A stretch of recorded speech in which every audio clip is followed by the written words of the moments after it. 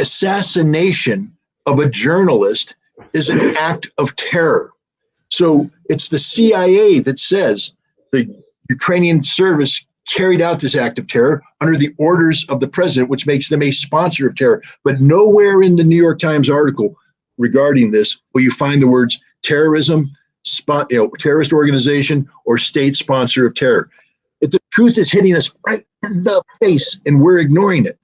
I mean, we are allied with a horrific regime, a state sponsor of terror, who put out terrorist organizations who assassinate innocent people. There's over a dozen Americans on this list, myself included. Tulsi Gabbard's on this list.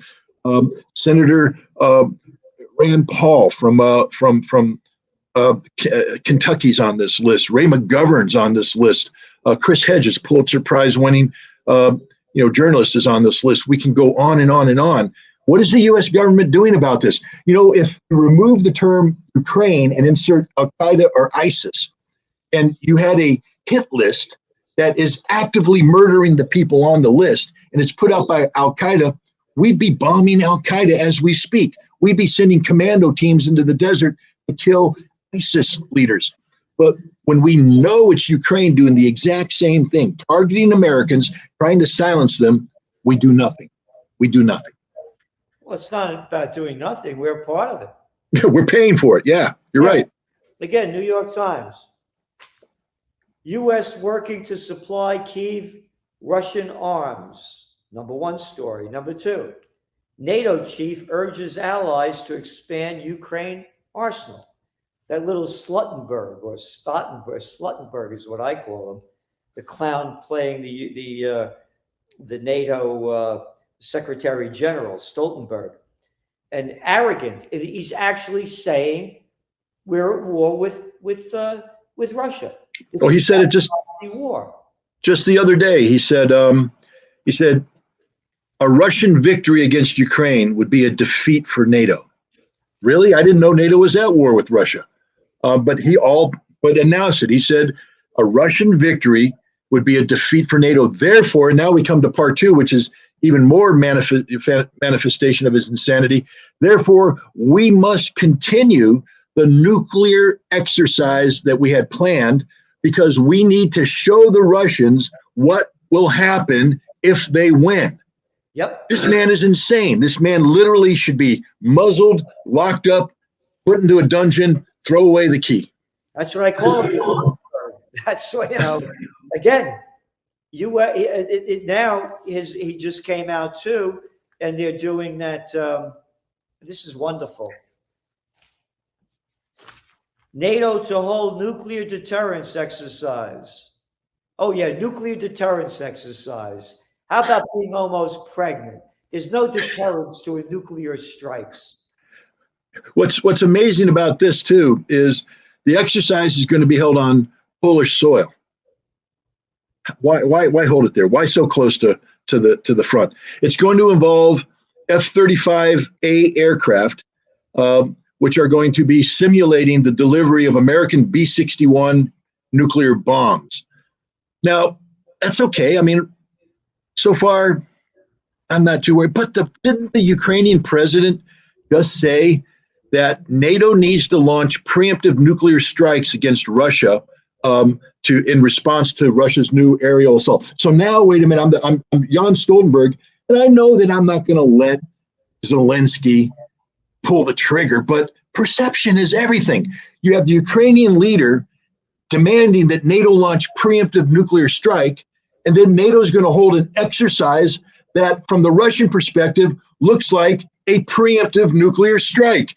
Every airplane that takes off in Poland with a simulated B-61 bomb on it, the Russians don't know that's a simulated B-61 bomb, and it could be a bomb that now within minutes could be deployed against Russian targets.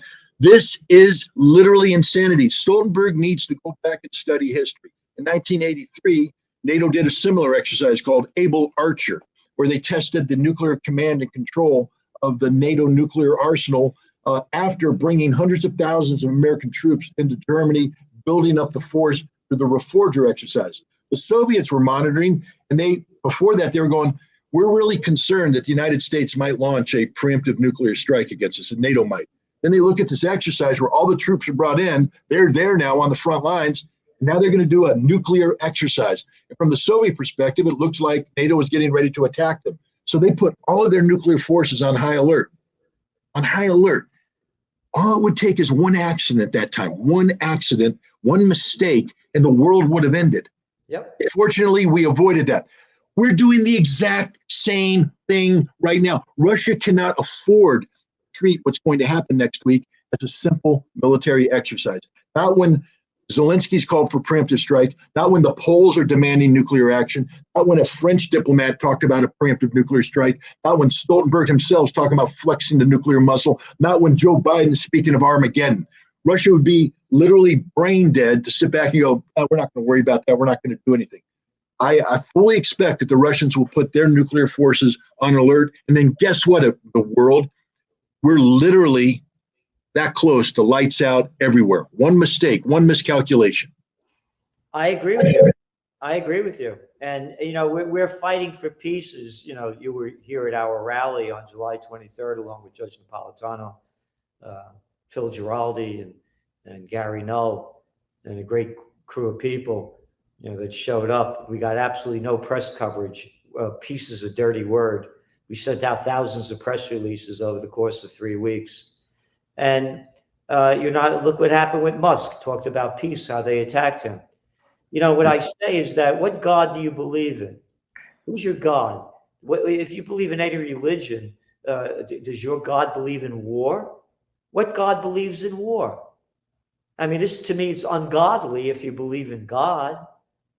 And I'm very concerned that we, just as you really emphasized, we're this far away from nuclear war. And again, World War III has started. As I say, they teach us in school. World War I began when they assassinated the Archduke Ferdinand in Sarajevo. Oh, nothing was leading up to it. Who the hell is an Archduke and what's a Sarajevo, Oh, in World War II, it began when the Japanese bombed Pearl Harbor. Nothing was leading up to it, nothing at all. The sanctions America put on Japan and cutting off their oil supply and what Japan was doing. None of that meant it. The same things happen now. World War III has begun with the blowing up of the Crimea Bridge, which, by the way, this is again from the New York Times after they blew it up, and then Russia retaliated. Though Ukrainian officials made no secret of their glee of blowing up the bridge, of their glee. These are sick people. Yeah. So, what are we going to do to stop this? Is my question to you. One of the big problems we have is we call ourselves a democracy here in the United States, and yet there's such a disassociation between the power, the political and economic elite that govern, and the sheep, the people. We need to stop being sheep. We need to stand up and speak. And I say this, I know everybody says this over the years, but hey guys, this is terminal. This is terminal. This is, there won't be a tomorrow. You'll get a nice brief 200,000 degree suntan. You'll be able to enjoy for about 0.000001 seconds, and then you're dead. Or worse, the nuclear blast takes place downrange and you survive only to have a lingering death. And it will be death that's 100% certainty brought on by radiation poisoning, starvation, disease. This is your future. This is going to happen if you don't do anything about it. If a signal isn't sent to Joe Biden to back off, if Jan Stoltenberg isn't muzzled, if Borrell isn't silenced, but it's not happening. Well, look, I'll show you what a sheep population is. A sheep population is Germany today. Germany, the nation that allowed their senior official at the time, Angela Merkel, to have her personal phone call intercepted by the United States intelligence services, and they did nothing. It's a nation that allowed the United States to attack the Nord Stream 1 and 2 pipelines, shutting down multi-billion-dollar critical infrastructures is going to lead to the economic ruin of Germany, and they're doing nothing. That's what a sheep population looks like. America is becoming a nation of sheep. We got people like you and me who sit out there and we bleat a little bit louder than the others, but no one listens to us. As you said, you had a wonderful event in July, a wonderful event that should have been attended by the media, if for no other reason than to give voice to an alternative point of view. But nobody wants an alternative point of view. Nobody wants the truth. Everybody has wrapped themselves in a cocoon of consumer-driven comfort. And so long as the powers that be feed us, make us warm and happy, we don't want to rock the boat. But the boat's going to be rocked, going to be sunk, going to be evaporated in a nuclear holocaust unless something's done. The best thing we can do is to continue to talk about this. But I'll say this too. One of the problems that we have in a dire situation like this is the feeling of hopelessness. I mean, come on, Gerald, World War III, you look at that, at the face of it, and you're like, it's hopeless. And so when things are hopeless, people go into denial. I like to point out that there was a time in the 1980s where we had a similar level of hopelessness. You remember, Gerald, the INF concept, where we were deploying Pershing II missiles, Blickum missiles. The Russians put the SS-20s. We had demonstrations in Europe. We were going to go to war. It wasn't just Able Archer 83. There were other incidents where we almost had nuclear war. They were killing our officers in East Germany. We were pointing guns at them. They were pointing guns at us. And then we signed a treaty, the INF Treaty. And for one brief moment, we had this Camelot moment where two enemies, we called them the evil empire. They called us enemy number one. And we came together through the vehicle of disarmament, and we got rid of weapons. And, I'll just promote my book for a second. I wrote a book about this, the disarmament in the time of perestroika. And this is not just a history of that moment, which I think people have to learn. That philosopher George Santayana, those who fail to learn the lessons of history are condemned to repeat it. I like to point out that it's not just about learning the lessons of failure. Those who don't learn from the successes of history are condemned not to be able to repeat those successes. We had a wonderful success in the 1980s, the INF Treaty, the disarmament, the spirit of cooperation. We can recapture that. So this book isn't just about a history, it's a template for the future, so that if we avoid this nuclear annihilation that we appear to be stumbling towards, there is hope. There is a template of success that hopefully wiser people than those who currently reside in Washington, D.C. will look upon and say, I'd like to repeat that. I'd like to do that over again. I'd like to do it right. That's wonderful. And for people that want to know more about the book, how could they get your book? Well, the book's out right now. You can get it through the publisher Clarity Press. They have a website, so if you just write in claritypress.com, you can get it off of Amazon, off of Barnes and Nobles. But most importantly, it's in the book warehouses. Go to your bookstore and tell your bookseller, I want that book on the shelf. And they'll place the order. And then, if you'd like, maybe you can find a way to get the author to come down and he'll talk about it and sign those books for you.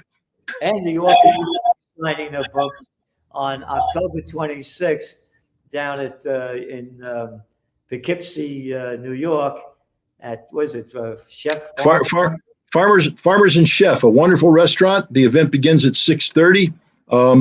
It'll be a great dinner. They're going to have the author, some guy named Scott Ritter, is going to talk about his book, and then he's going to sign copies of the book for anybody who arrives. I think the ticket includes a book. So if you buy a ticket to this event, you will get a book, and the author has promised me that he will stick around and sign every single copy that's put in front of him.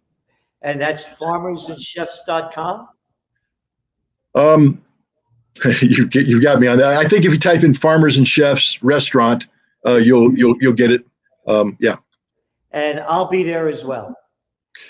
So thank you so much, Scott, for all that you do, the fight that you put on. And, this is a man that put out the truth about there were no weapons of mass destruction with ties to Al-Qaeda in the Iraq War and more. And he was really attacked for doing so, as was I. I used to be on Oprah, the Today Show, Good Morning America. I used to be on everyone. And when I said what would happen with the Iraq War and the Afghan War, they call me anti-American. I said, look, if Alexander the Great couldn't pull it off in Afghanistan, if the British at the height of the British Empire into the Valley of Death, Road to 600 couldn't do it, if the Russians couldn't do it, and they're right next door, what makes you think the Americans are going to win over there? Why, how dare you say that? We haven't won a war since World War II, but we'll win this one. Anyway, everybody, please do what you can to support or get this book so you can learn more. Support Scott Ritter because he's a man of peace and freedom. And we'd love to see you on October 26th. Thanks a lot, Scott. Thanks for having me.